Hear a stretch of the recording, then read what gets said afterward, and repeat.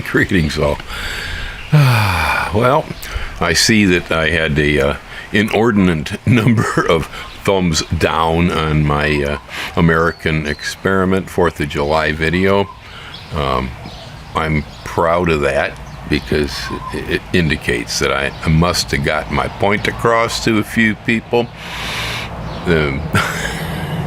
Yeah, the way it looks from here, there's just a whole lot of unhappiness out there right now. I mean, some of it, I understand. I experienced the depression that comes with having your gut flora messed up by COVID.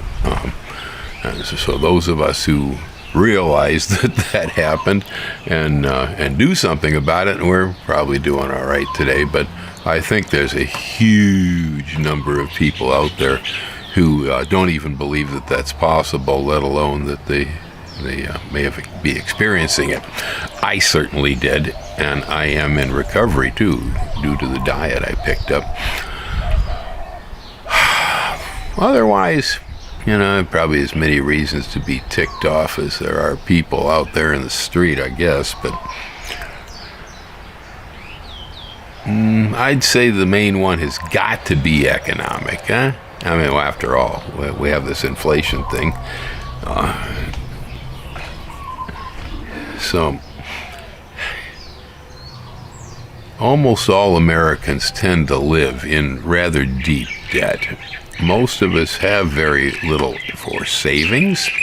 The price of the American dream is overextending your credit card limit, Yeah, it's so many people in debt. As I sort of get it why some of the folks want to come here in Puna and buy a cheap piece of lava and build a shack on it, without permits and whatnot, just to try to get out from underneath all of that. I did. I've been through that once already in my life. Yeah, changed my mind about it. Brings on more suffering. Anyway, I think that's probably why a whole lot of us are uncomfortable. It has to do with money. Trying to acquire the dream they claim and so on.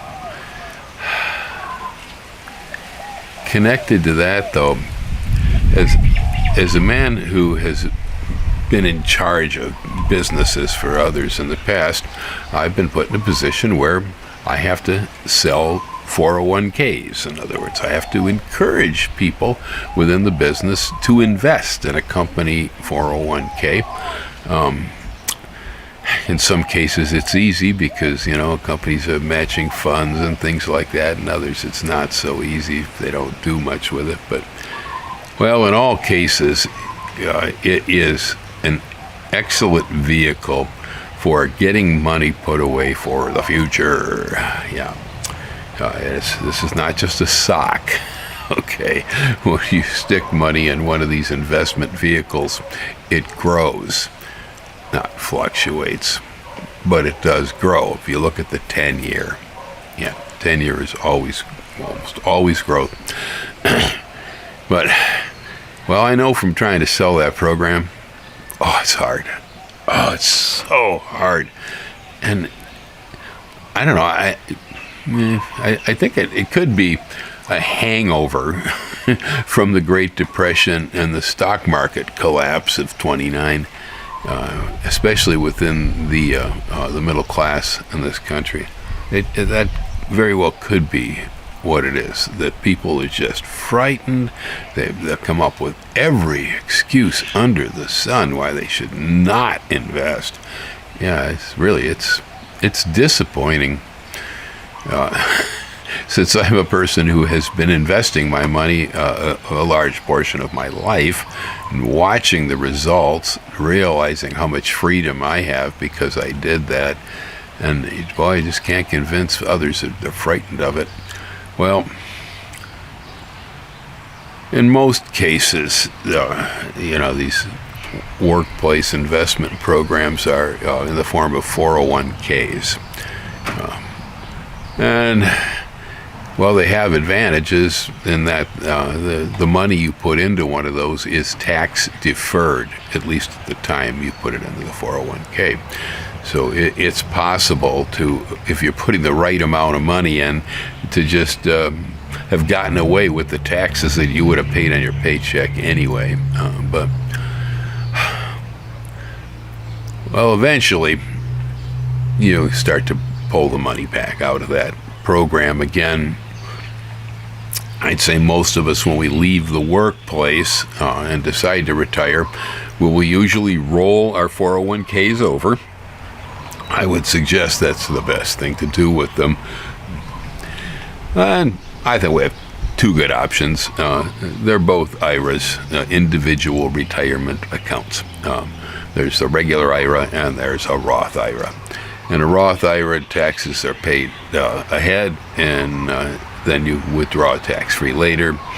In the regular IRA, there's no taxes paid ahead, but you pay taxes on what you withdraw later on. I have a regular, works for me.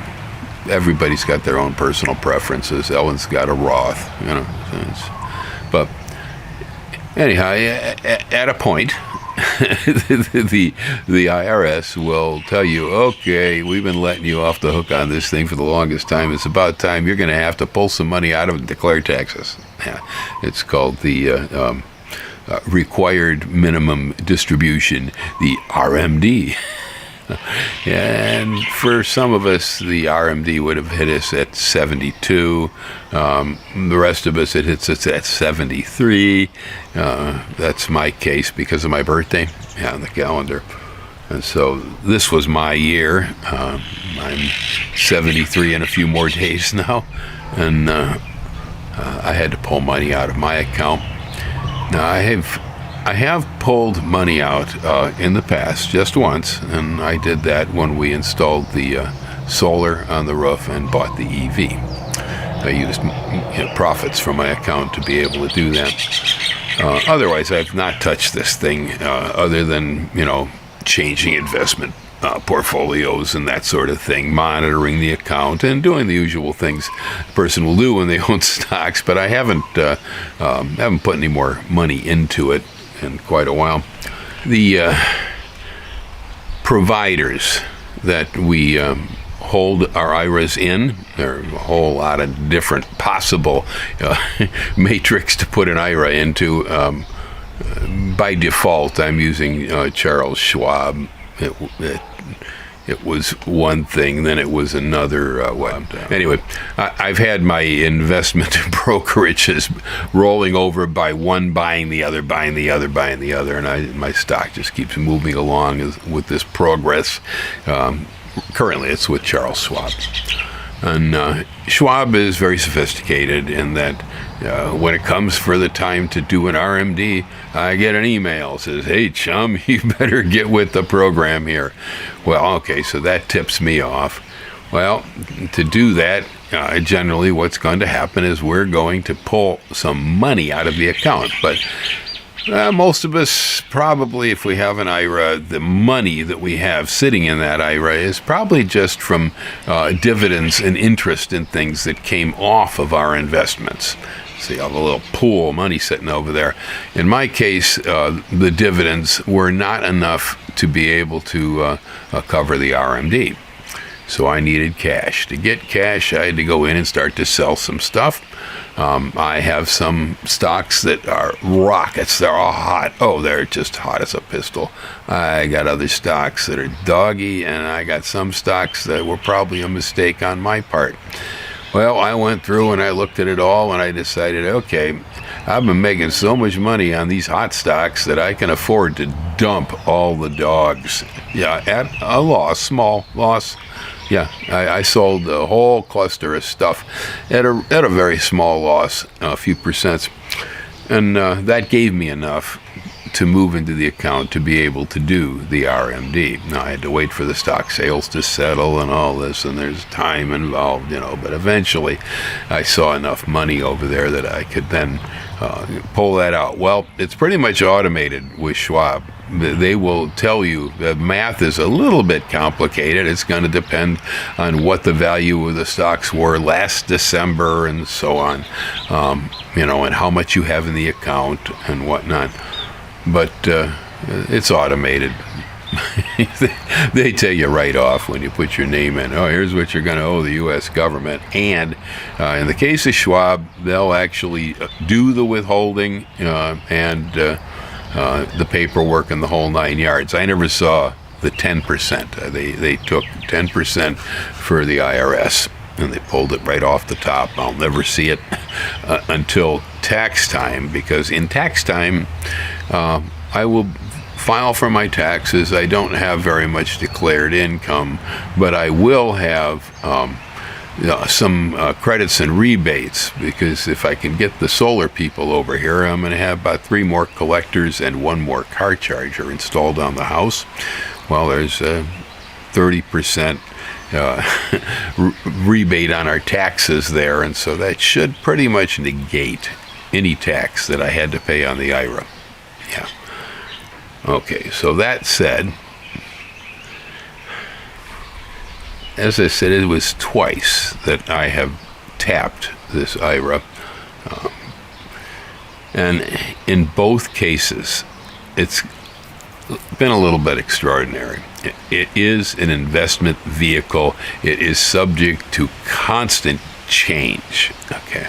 Well, luckily for me, the change seems to have always been, as soon as I pulled the money out of there by selling off some shares or something, within weeks to months, value of the account reached water again. Yeah, it was as if I, pulled that money out and I never did it. And that's exactly what happened this time. His market's been pretty hot, and especially Jeff Bezos deciding he's going to sell a portion of his ownership in Amazon, I guess has really stimulated that stock. I own a lot of it. And so basically, the one will end up covering any tax loads to begin with, but just that one stock filled the bucket back up. Yeah, I pulled out enough money to keep the government happy, and within 2 weeks' time, it was back again. This is really important. This is really important as far as I'm concerned when it comes to people's state of mind and investing in this country. I've been going, put your money into something, And if you do that, it just grows, and the inflation is not as important as it once was, because your investments will grow with inflation. For the meantime, the RMD I pulled out, I stuck it into a high-interest savings account where it will make over 5% for a little while, and scratching my head until I get a chance to pull it out of there and use it for something good, or put it back into something that's going to make me more money. You never let money sit. If you let it sit, it rots, it molds. You get nothing out of it. You just lose. You have to put money where it's going to expand with the economy. And if you do so, you might not feel so pained.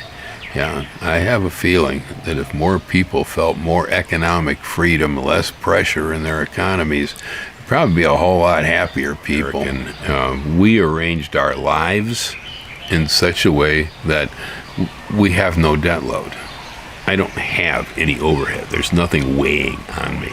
Yeah, it's all freedom into the sky, because we own absolutely everything here, and manage to use the tax codes and whatever investment vehicles and stuff that we have available to us to my advantage.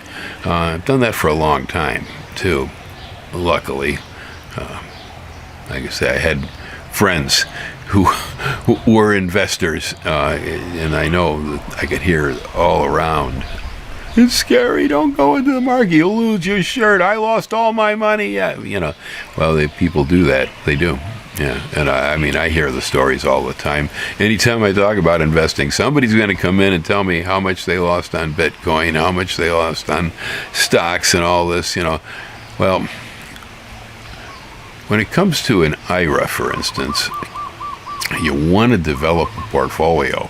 If you are not hiring money managers to take care of all this for you, and some people do, I don't. I've found that I do much better on my own, and I don't charge myself a fee for it either. But yeah, you never take all the eggs and put them in one basket. You divide everything into different pools, okay? So when one is up, the other might be down, and so forth, and then they tend to balance themselves off. You need diversification. You also need numbers. I know a lot of the people I've encountered that, oh no, I lost all my money. Usually what happens is somebody out there says, dude, you got to invest in this company. It's a winner. You're going to make a fortune. So they do, and they dump a bunch of money on it. Well, it falls out. And when it falls out, they pull their money back, whatever was left of it. Yeah, it's a great way to shrink your economy. Single investments, knee-jerk reacting. To begin with, any reasonable investment, when it goes down, tends to come up and down, and goes up, and they tend to climb over time, like this, like a stairway. Okay, and you can't really react much to most of the pitfall, the downing. You can, well, during COVID, I think it was because of some kind of computer trading algorithm, I noticed that day after day after day that Amazon stock was bouncing in a 1 to 2% gain-loss window day after day after day. I said, man, that's a rhythm. Hey, and so I went in and I started selling it at the point, and and then dumping it at the top and picking it up at the bottom, dump it at the top, pick it up at the bottom. I did that for a while as it was fluctuating. Now here's a case where your stock, which might have been worth $2,400, may fall as low as $2,200 in a given day, because of this bouncing. But then the next day it might be $2,450 and so on. Change is dynamic, and change holds energy. That change of the rhythm of the stock bouncing was it was energy for profit. That's right. Every time it goes up and down, if you're buying and selling it in the right rhythm, that change is the best darn thing that ever happened to you. And I think the same applies to the entire rest of our lives. Change is scary, but in every opportunity where change presents itself, if you can figure out where the dynamic is that holds power for you, almost everything, when there's a change happening, okay, here's one, right? Right now we got this inflation going on. Well, the United States is doing way better economically than much of the rest of the planet since COVID and the pandemic.